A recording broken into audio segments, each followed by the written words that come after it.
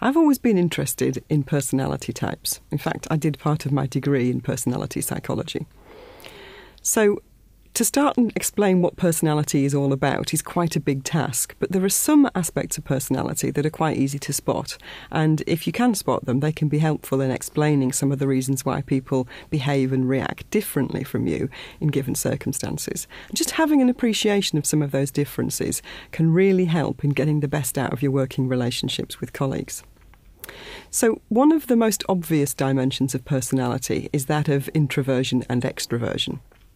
Now, the notion of an extrovert is something that's in common usage. When we think of an extrovert, we think of someone who is lively and outgoing, maybe a little bit loud, somebody who's very friendly and will have a lot of friends and will like to go out and be sociable.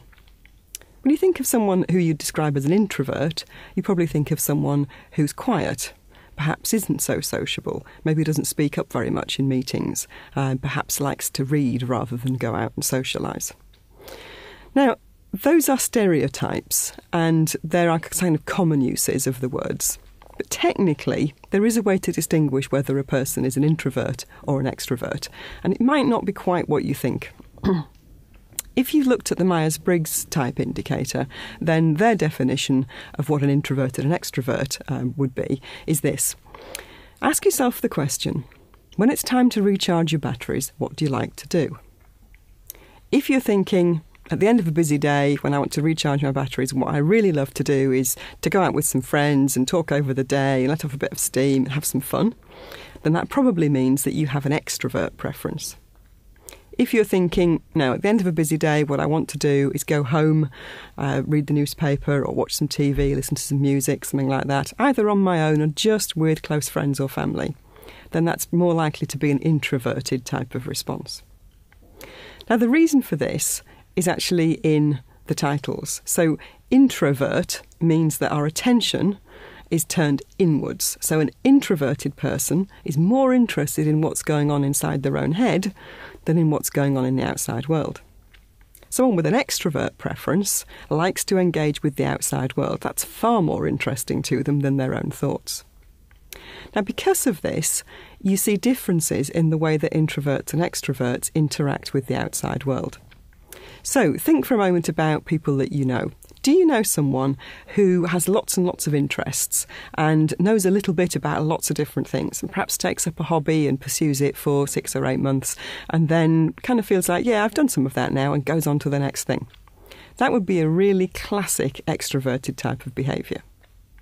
At the other end of the scale, someone with an introverted preference might have a hobby that they've pursued for years and years and years, and they've become really skilled in whatever it is, and they know lots of interesting detail about that hobby. That's a really classic way to identify someone with an introverted preference.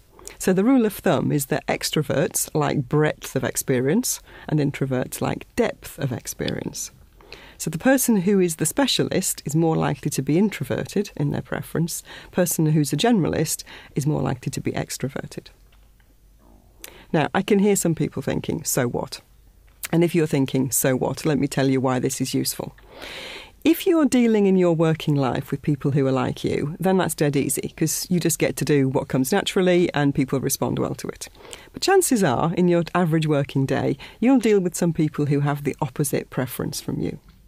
So if you're a more extroverted personality type, then be aware that when you're dealing with people who are more introverted, it might take you a little bit longer to get where you'd like to be in terms of them trusting you and you feeling like you can rely on them. Because introverted types need a deeper relationship before they feel that they can trust you. Someone with an extroverted style is more likely to trust you on the basis of a small amount of experience. So be prepared to put in a little bit of effort to build a relationship with someone with an introverted preference if that's not your preference. The other thing to bear in mind is that people with an introverted preference are quite sensitive to inauthenticity, to people not saying what they mean, to people kind of being a little bit fake or a bit false, and they're very anxious about not appearing to be like that themselves. So if you find yourself in a position where you have to put forward an idea that you're not 100% happy with, and you're doing that to an audience one person or several, that include someone with an introverted preference, then it's a good idea to be upfront about the fact that you do have some little reservations. You don't have to say, oh, I'm really not on board with this, but to say, I may not be 100% happy about this, but in general, this is the thrust of it, and this is why I think it's a good idea. Because then you're being real and you're being honest. And a more introverted person will respond well to that. Now, if you're an introverted type and you're dealing with people with a more extroverted personality style, then there's some things that you need to consider as well. Sometimes you're just going to have to speed up your own processes. Sometimes you just got to go with what the majority is thinking. It isn't because they're wrong or they're bad or they haven't thought it out. It's just that they're more willing to get started without having to go through absolutely every detail. Now, you can still pursue your own way of doing things, but you may have to do it after the fact rather than beforehand. So sometimes if you're faced with a lot of people with an extroverted style, then you need to just speed up your way of thinking and be willing to go with the majority. People with an extroverted style often will want to talk more than a person with an introverted style is comfortable with. And they may talk about things that seem fairly trivial. The expression small talk. Well, that really is the province of the extrovert types rather than the introvert types. Introvert types tend to like meaningful conversation. And you can't always get that on a first meeting with somebody.